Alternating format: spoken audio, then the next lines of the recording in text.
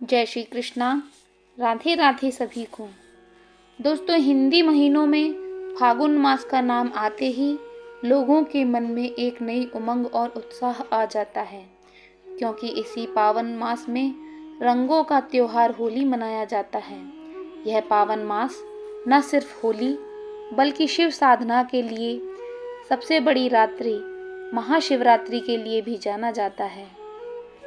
हिंदी महीनों के अनुसार वर्ष का आखिरी महीना फागुन मास है।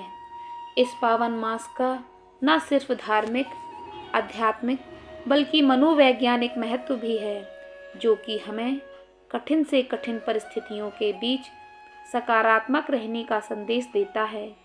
आइए जानते हैं कि इस पावन फागुन मास में किस पूजा के दान से हमारा कल्याण होता है। फागुन मास में भगवान विष्णु और शिव दोनों की साधना से जुड़े दो बड़े पर्व आते हैं। फागुन मास के कृष्ण पक्ष की चतुर्दशी के दिन जहां महाशिवरात्रि का पर्व आता है, जिसमें भगवान शिव की पूजा रात्रि के समय 1 बार या 4 बार की जाती है। रात्रि के 4 प्रहर होते हैं और हर प्रहर में शिव पूजा की जा सकती है। इसी प्रकार फागुन शुक्ल एकादशी को भगवान विष्णु का आशीर्वाद दिलाने वाली आमलकी एकादशी का व्रत आता है। फागुन मास में भगवान कृष्ण की साधना आराधना का विशेष महत्व है। इस मास में भगवान कृष्ण के 3 स्वरूप, बाल स्वरूप, युवा कृष्ण और गुरु कृष्ण की पूजा की जा सकती है। ऐसे में जिन लोगों की संतान की सुख की चाह है, उन्हें बाल कृष्ण की, और जिन्हें दाम्पत्य जीवन में प्रेम और सामंजस्य की चाह है, उन्हें युवा कृष्ण की, और जिन्हें जीवन में मोक्ष और वैराग्य की तलाश है, उन्हें गुरु कृष्ण की साधना करनी चाहिए। फागुन मास में दान का बहुत अधिक महत्व है। इस महीने में अपनी क्षमता के अनुसार गरीबों को दान और पितरों के निमित्त तर्पण आदि अवश्य करना चाहिए। फागुन मास में शुद्ध घी, तिल, सरसों का तेल, मौसमी फल आदि का दान अत्यंत पुण्य फल प्रदान करने वाला माना गया है। इस बार फागुन का महीना 25 फरवरी 2024 से प्रारंभ हो रहा है। धार्मिक शास्त्रों के अनुसार फागुन मास का बहुत महत्व कहा गया है। इस महीने में कई धार्मिक व्रत और त्योहार पड़ते हैं।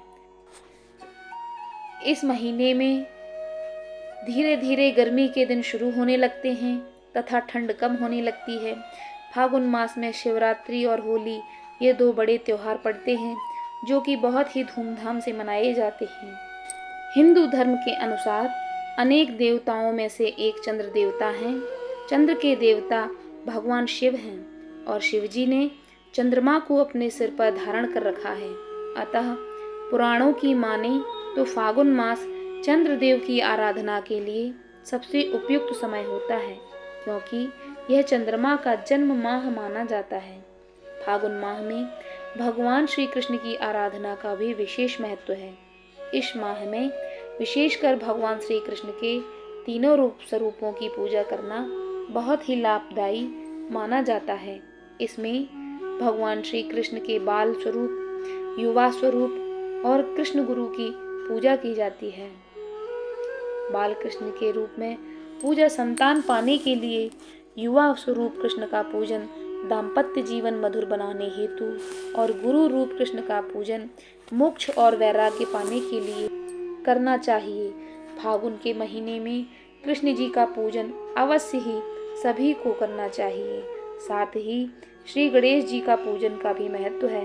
फागुन महीने में अपने खान पान और दिनचर्या में बदलाव करना बहुत ही खास माना गया है, क्योंकि इस माह भोजन में अनाज का प्रयोग कम, मौसमी फलों का सेवन अधिक करने की मान्यता है। फागुन मास की कथा के अनुसार सतयुग की बात है। उस समय एक बड़ा ही धर्मात्मा राजा राज्य करता था। उसके राज्य में एक ब्राह्मण था, उसका नाम विष्णु शर्मा था। विष्णु शर्मा के 7 पुत्र थे और वे 7 अलग अलग रहते थे। जब विष्णु शर्मा का वृद्धावस्था का समय आया तो उसने सब बहुओं से कहा, तुम सब गणेश का व्रत करो। स्वयं विष्णु शर्मा भी इस व्रत को किया करता था। अब बूढ़ा हो जाने पर वो यह दायित्व अपनी बहुओं को सौंपना चाहता था। जब उसने बहुओं से इस व्रत के लिए कहा तो बहुओं ने नाक सिकोड़ते हुए उसकी आज्ञा न मानकर उसका अपमान कर दिया। अंत में छोटी बहू ने अपने ससुर की बात मान ली और पूजन के सामान की व्यवस्था करके ससुर के साथ व्रत किया तथा भोजन नहीं किया और ससुर को भोजन करा दिया। जब आधी रात बीती तो विष्णु शर्मा को उल्टी और दस्त लग गई। तब छोटी बहू ने मलमूत्र में भरे गंदे कपड़ों को साफ करके ससुर के शरीर को धोया और पोंछा। पूरी रात बिना कुछ खाए पिए जागती रही। फिर गणेश जी ने उन दोनों पर अपनी कृपा की। ससुर का स्वास्थ्य ठीक हो गया और छोटी बहू का घर धन धान्य से पूर्ण हो गया।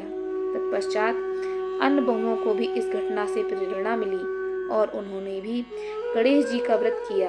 अतः फागुन मास में जो भी व्यक्ति सच्चे मन से गणेश जी का व्रत करता है, भगवान गणेश उसकी सभी मनोकामनाएं पूरी करते हैं। बोलो गणेश भगवान की जय।